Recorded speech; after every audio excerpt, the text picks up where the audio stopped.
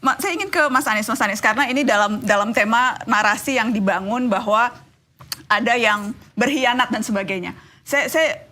Ada yang kemudian akhirnya ramai diputar lagi, Mas. Percakapan kita di Mata Najwa 5 tahun yang lalu. Ketika waktu itu konteksnya adalah, kita dengarkan saja supaya bisa dapat gambaran, kita lihat video Mata Najwa 2018. Dalam pertemuan itulah Pak Prabowo menanyakan mungkin yang terakhir, yang ketiga kalinya. Jadi Pak Anies, apakah Pak Anies bersedia untuk menjadi calon wakil? Dan saya sampaikan, Pak Prabowo, ini sebuah kehormatan yang luar biasa. Karena ada 260-an juta orang dan saya diminta untuk menjadi pendamping. Mas Anies, saya harus tanya, apakah Anda menolak ini karena tawarannya cawapres? Tapi kalau tawaran capres mungkin saja akan berbeda? Tidak pernah ada tawaran capres. Tidak pernah ada tawaran capres dari Pak Prabowo? Ya. Tapi dari pihak-pihak lain ada beberapa tawaran capres ke Anda, Mas Anies? Betul. Dan pada semua saya katakan, saya tidak ingin menjadi bagian dari orang-orang yang mengkhianati Pak Prabowo. Saya sampaikan pada semua. Tidak. Begitu Pilpres selesai, saya bertemu dengan Pak Prabowo. Dan saya sampaikan kepada Pak Prabowo, saya sampaikan pertama, mission accomplished. Tugas yang dititipkan kepada saya untuk di Jakarta dari PKS, dari Gerindra telah saya laksanakan dan alhamdulillah mission accomplished. That's report number 1. Laporan nomor kedua, saya katakan Pak Prabowo, Gubernur Jakarta akan selalu dapat perhatian. Aneh kalau kita bilang, oh kaget dapat perhatian. Tidak, Gubernur Jakarta itu selalu dapat perhatian. Karena itu saya sampaikan kepada Pak Prabowo dari sekarang. Ini masih setahun yang lalu. Pak Prabowo, I will not intercept on your candidacy. Saya tidak akan memotong proses pencalonan Pak Prabowo dan proses kampanye Pak Prabowo.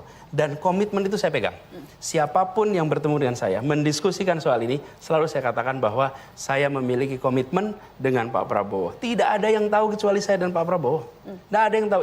Yang lain dengar ceritanya aja. Jadi Mas Anies, Anda mengiyakan bahwa memang tawaran-tawaran maju itu berdatangan? Berdatangan, tapi saya selalu katakan pada semua, meskipun tidak ada saksi dalam pertemuan itu, tapi kata-kata saya diingat oleh Pak Prabowo dan diketahui tentu oleh banyak orang, tapi saya sampaikan kepada semua, saya pegang itu. Jadi ketika ada yang datang mendiskusikan, saya sampaikan, selama ini ada Pak Prabowo, saya tidak mau memikirkan, not even thinking. Mas, statement itu kemudian disebutkan itu Anda mengkhianati Pak Prabowo, karena tadi Anda menyebutkan selama Pak Prabowo ada dalam pencalonan, kurang lebih gitu Anda tidak akan intercept. Ya. Itu ada timeline waktunya, ada expiration time-nya kah ketika Anda menyebutkan komitmen itu? Iya, kalau ini saya ditawarin makan, nggak mau makan, saya kenyang. Apa kemudian seumur hidup saya kenyang? Ya pada saat ini, saya katakan saya kenyang, itu kira-kira. Ya, analogi aja. Nah, apa yang saya sampaikan pada saat itu tahun 2019. 18, ya? Mas. Oh, 18, maaf, tahun 2018. Nah, pada saat itu saya belum bertugas 1 tahun di Jakarta. Jadi, tadi saya menyebutnya selesai Pilpres, sebetulnya maksudnya selesai Pilkada. Selesai Pilkada saya sampaikan Pak Prabowo bahwa saya akan fokus di Jakarta 5 tahun. Jadi ketika setahun kemudian saya diundang menjadi cawapres, diundang menjadi capres, saya berkatakan tidak. Ketika jadi cawapres saya bilang sama Pak Prabowo bahwa saya berjanji 5 tahun di Jakarta dan Pak Prabowo mengatakan itu. Jawaban saya itu sama Pak Prabowo dikatakan kalau tidak salah pada saat beliau mau mencalonkan. Di rekaman yang sama pada malam itu waktu Nana tanya, itu saya ditunjukkan waktu itu rekamannya Pak Prabowo di Masjid Sunda Kelapa pada saat beliau akan maju mendaftar. Saya akan minta produser, boleh tolong produser dicek supaya nanti saya akan bisa kita lihat juga. Boleh diteruskan dulu Mas Anies? Ya, jadi ada di bagian awalnya bahwa Pak Prabowo menyebut Anies berjanji 5 tahun di Jakarta. Oke? Dan kemudian itulah yang saya sampaikan bahwa selama 5 tahun saya akan fokus di Jakarta. Saya tidak tahu apa yang terjadi kemudian. Ya inilah yang menjadi komitmen kami. Jadi kami ingin memastikan bahwa apa yang dilakukan oleh semua pendukung untuk kerja di Jakarta jangan ditinggalkan. Dan Pak Prabowo ini akan maju Pilpres tahun 2019. Yang kita semua tahu beliau akan maju. Jadi saya katakan saya tidak akan mengintercept pencalonan Bapak. Tahun 2019 besok. Selesai. Jadi itu semua sudah ditunaikan. Jadi tidak ada yang dikhianati. Ini adalah satu komitmen menuntaskan kerja di Jakarta, tidak akan belok dari tugas di Jakarta, dan saya tunaikan tugas ini hingga selesai. Saya mau cek, apakah produser Mata Najwa sudah menemukan cuplikan itu? Boleh tolong diputarkan? sebetulnya kami minta.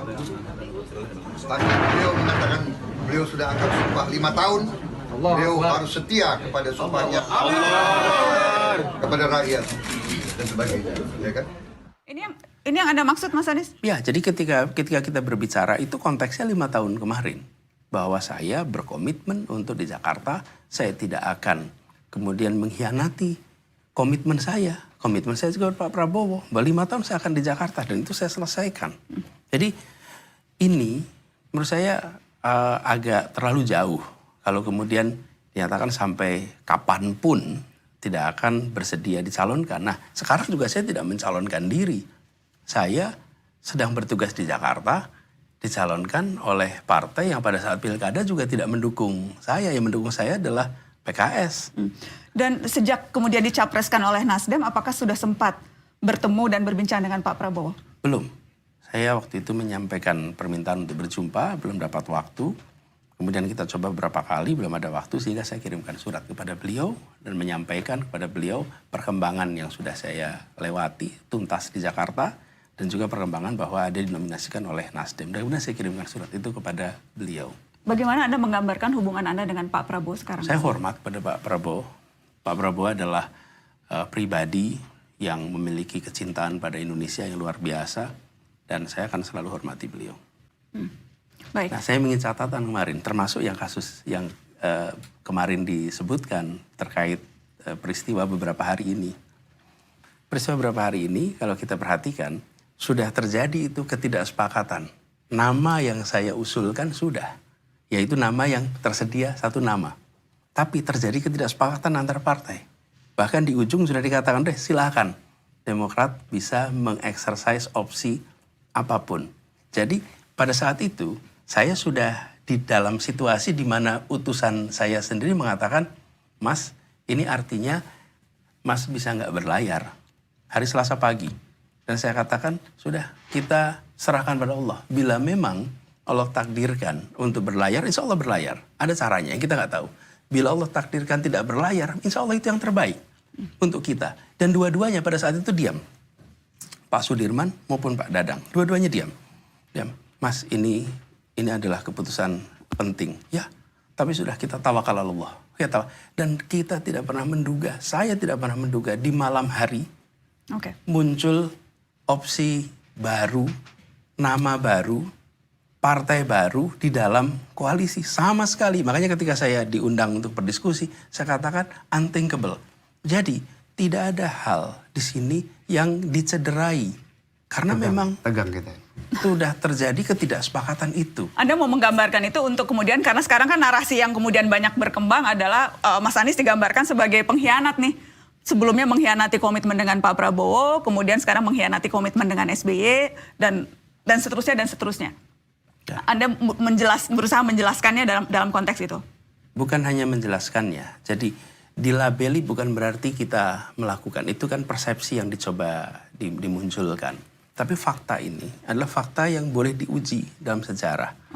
Saya melakukan penjelasan ini sebagai sesuatu yang terpaksa harus dikerjakan karena ada informasi yang tidak lengkap atau tidak akurat.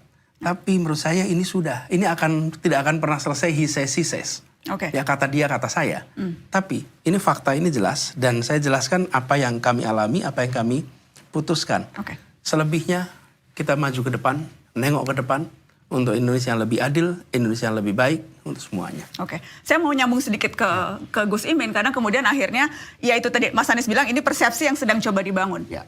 Dan kemudian akhirnya soal pengkhianatan itu ke belakang sampai keluar lagi tuh. Wah, sama pasangannya juga dulu mengkudeta Gus Dur.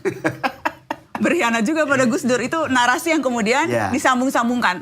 Tanggapan Anda soal itu, Gus? Narasi itu tiap 5 tahun selalu muncul. Setiap pemilu dimunculkan, di-sharekan. Tentu musiman lah, saya bilang itu musiman. Tetapi tuduhan saya berkhianat itu sama sekali tidak beralasan. Bahkan ada yang bilang saya kudeta. Yang benar adalah bahwa justru saya dikudeta. Dikudeta oleh orang-orang yang kemudian Gus Dur memberhentikan saya. Bahkan saya dengan ikhlas berhenti. dari ketua umum. Saya nonaktif. Hampir 1 tahun saya menyatakan terima atas pemberhentian Gus Dur. Bahkan termasuk yang paling langka. Semua orang yang dipecat Gus Dur ngelawan.